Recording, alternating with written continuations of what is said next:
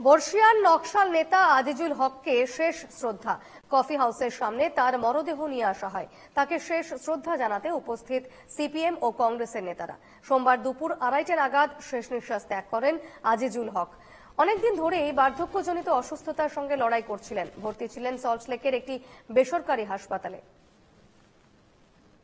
বর্ষিয়ান নকশাল নেতা আজিজুল হককে শেষ শ্রদ্ধা। কফি হাউসের সামনে আনা হলো তার মরদেহ। তাকে শেষ শ্রদ্ধা জানাতে উপস্থিত সিপিএম ও কংগ্রেস নেতারা। সোমবার দুপুর 2:30 নাগাদ শেষ নিঃশ্বাস ত্যাগ করেন আজিজুল হক।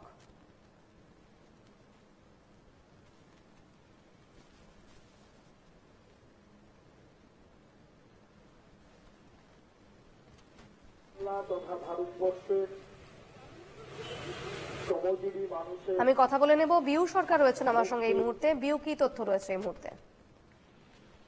একদমই দেখো, গতকাল প্রয়াত হন আজিজুল হক, এবং এই আজিজুল হক তিনি শেষ নিঃশ্বাস ত্যাগ করেন গতকাল, এবং তার মৃত্যুতে ইতিমধ্যেই শোক প্রকাশ করেছেন মুখ্যমন্ত্রী মমতা বন্দ্যোপাধ্যায়। ভারতের নকশাল আন্দোলনের অন্যতম প্রধান মুখ ছিলেন আজিজুল হক।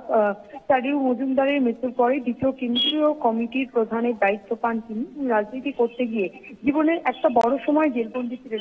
আজিজুল হক গতকাল ঠিক দুপুর 2:28 তার মৃত্যু হয়, এবং দীর্ঘদিন ধরেই অসুস্থ ছিলেন তিনি। আজকে দুপুর 12টার সময় কফি হাউসের সামনে, সেখানে তাকে শেষ শ্রদ্ধা জানাতে ভারতীয় কমিউনিস্ট পার্টির তরফ থেকে বিভিন্ন নেতা নেত্রীরা তারা উপস্থিত ছিলেন, এবং ছিলেন তন্ময় ভট্টাচার্য করে প্রাক্তন মন্ত্রী তথা কমিউনিস্ট নেতা সুশান্ত ঘোষ সহ কংগ্রেসের পক্ষ থেকেও অনেকে উপস্থিত ছিলেন।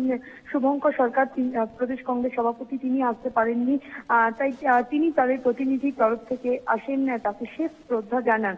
এবং সকলেই যেটা বলেন যে এই যে তিনি বহুদিন ধরেই অসুস্থ ছিলেন, তাই শেষের দিকে তিনি সেভাবে লেখালেখি করতে পারতেন না, কিন্তু তিনি অনেক বই, যেমন তার কারাগারের 18 বছর, এই বইটি তার খুবই উল্লেখযোগ্য ছিলেন, এবং বন্দিদশায় তার উপর হওয়া অত্যাচারের কাহিনী তুলে ধরেছিলেন সেই বইটি।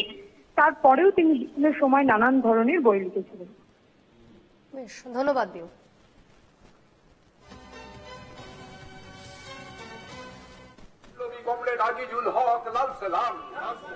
জানানোর জন্য কোনো ভাষাই যথেষ্ট নয়।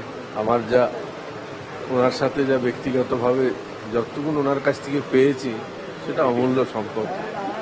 যে কোনো সময় যে কোনো পরিস্থিতিতে উনি ওনার যে আদর্শের রাজনীতিতে উনি নিজেকে উৎসর্গ করেছিলেন, তার সম্পর্কে যে ব্যাখ্যা দিতেন, সেই ব্যাখ্যা সারা জীবন যতদিন বেঁচে থাকবো স্মরণে থাকবে।